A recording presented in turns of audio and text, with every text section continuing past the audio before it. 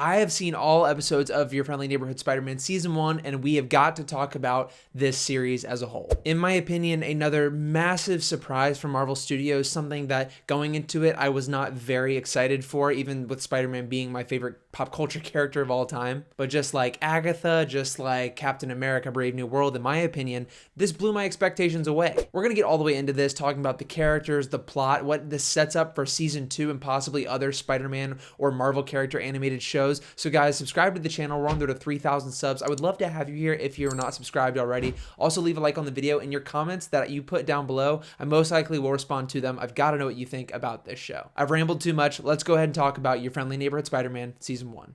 I'm Spider-Man.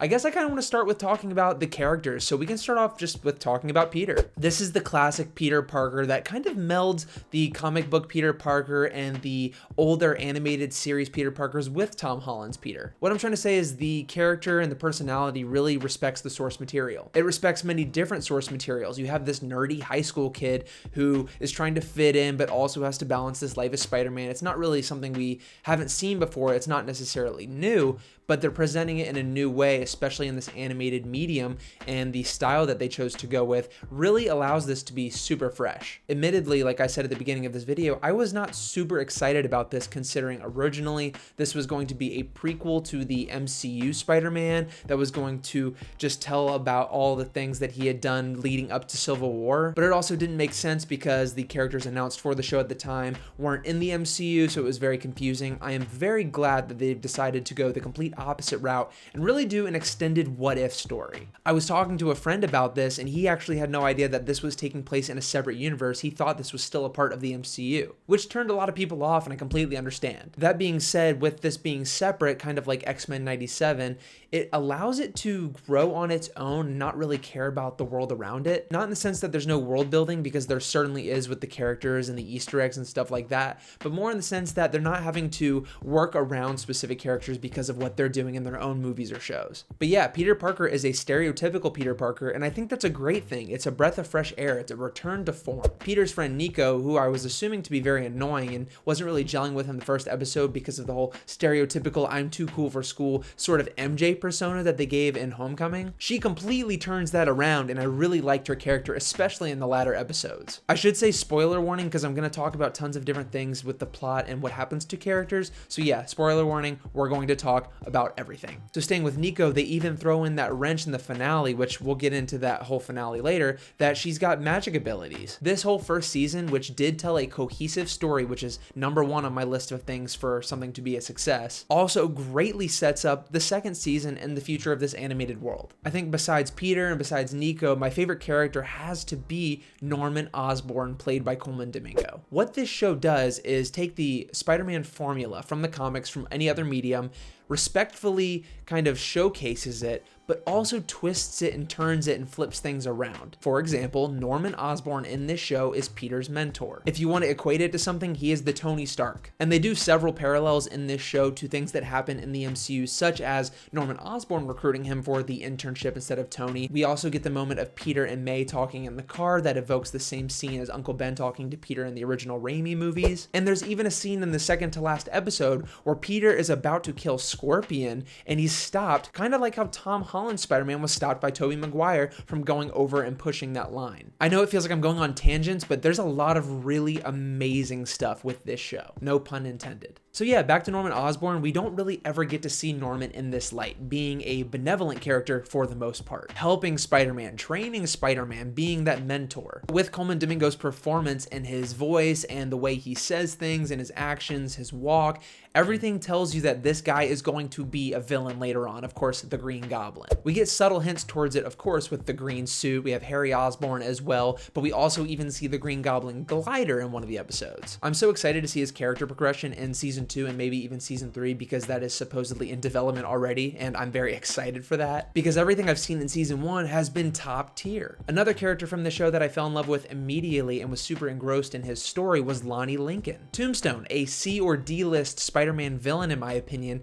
now taking front stage and really getting me invested. Lonnie's story of being a prodigy on the football team as well as a great scholar, turning to gang life because he wanted to pull his brother out of it, and then eventually turning into a gang leader himself, was amazing to watch in a heartbreaking way. Seeing how he is clearly on his way to becoming the Tombstone villain for Spider-Man has been exciting to watch, again something that I'm really looking forward to in another season. So we've talked about some of the main characters and side characters, but we can talk now about the cameos and the world building that this show does. Finally, after all this time, we get a genuinely good Scorpion adaptation. I love the suit design, I love the gang war aspect of it, and it was just really great to see how this is Spider-Man's first big foe. I'm sick and tired of seeing like Vulture or Shocker be the first villain of Spider-Man, and it was nice to see Scorpion in action on the big screen, or small screen, wherever you're watching it. Not only do we have Scorpion, Norman Osborn, Tombstone, but we also see other villains such as Dr. Octopus. The first episode and the finale show us a Venom-like creature, and there's also many other Easter eggs and appearances such as the Chameleon and the mention of Max Dillon's Electro. None of this felt like it took away from the show because it was just supplemental to a good story that was already being told. I'm all for cameos and I'm all for world building as long as you're telling a good story, and this I feel like did. It was also great to briefly see Daredevil in this show, voiced by Charlie Cox, having Born Again come out next month. I loved the action scene, and I really enjoyed how they connected him to the overarching plot by not having him be too intrusive, but being integral to what's going on with Oscorp and things like that. So with that being said, let's go ahead and talk about the plot a little bit. It starts off very grounded, of course, after Peter gets bit by the spider, which comes from a Doctor Strange portal when he's fighting this Venom-like monster, and that's purposefully very confusing for the viewer at the beginning because that's not normally how Peter gets his powers. But after that, it's very grounded, it's very street-level Spider-Man with the addition of Oscorp, him becoming a scientist, him learning how to be Spider-Man and balance his life with his friends and family. We have the brilliant stuff with Lonnie Lincoln, we have the story with Nico, and all of these characters are getting their own times to shine. Sometimes Peter even felt like a back seat in this, and I wasn't mad about it because we know this story of Peter Parker. Let's let other people shine, but also keep showing Peter. I have to speak again on the unique twist of Norman Osborn being a mentor for Peter Parker and knowing his identity already. I mean, that's crazy. The gang war between Scorpion's gang and Lonnie's gang was really interesting. His battle between, saving his family by replacing his brother, as well as him trying to hide it from everybody. It was very mirroring or very similar to what Peter goes through. Meanwhile, we have this overarching plot that connects to the very first episode where Norman Osborn is trying to build this gateway to another world, which did feel a little bit rushed in my opinion. I wish they would have brought it up a little bit sooner. But as I was watching the finale, I was like, oh, are they going to connect it to the multiverse now? It's been so grounded this whole time. Why are we just now jumping into that? But they actually connect it to the very first episode instead of doing multiverse. Doctor Strange does some time travel stuff, and the events of the finale are actually the beginning events of the whole first series, explaining how Peter got bit by the spider and things like that. So it's like a time loop. I don't know if we're going to do time travel stuff again in the second season. I'd rather them not, because this has been such a unique introduction to Spider-Man and origin for Spider-Man that I hope they continue to do new things. One of the things that I was extremely skeptical about going into this was the animation style. Visually, I love the comic book style and I loved all of the character designs, but I wasn't sure how it was going to work in motion. And I'm pleasantly surprised how well it worked. I mean, this really blew it out of the water for me. I was going in with extremely low expectations, and not only were those low expectations met,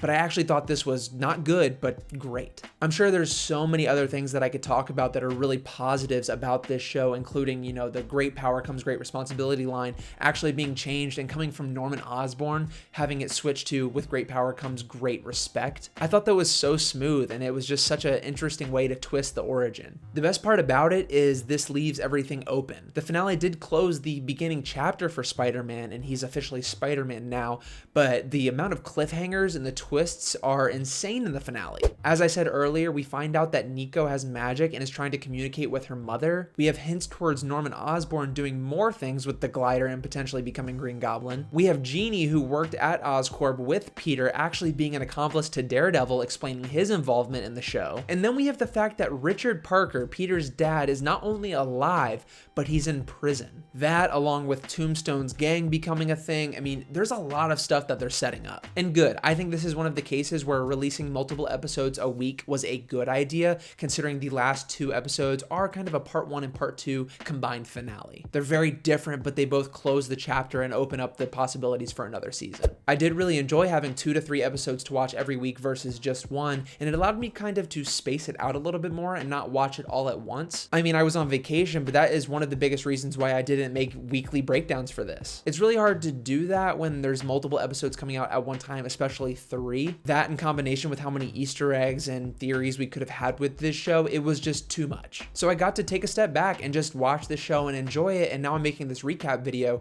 having sat on my thoughts for a little bit. To be honest, I'm extremely happy with how this show landed, and I'm really looking forward to another season. Guys, let me know down below in the comments what you thought, what you think is going to happen in the next season, any Easter eggs I missed, what your favorite part was, what your least favorite part was. I read all the comments, I most likely will respond, and I will see you all very, very soon.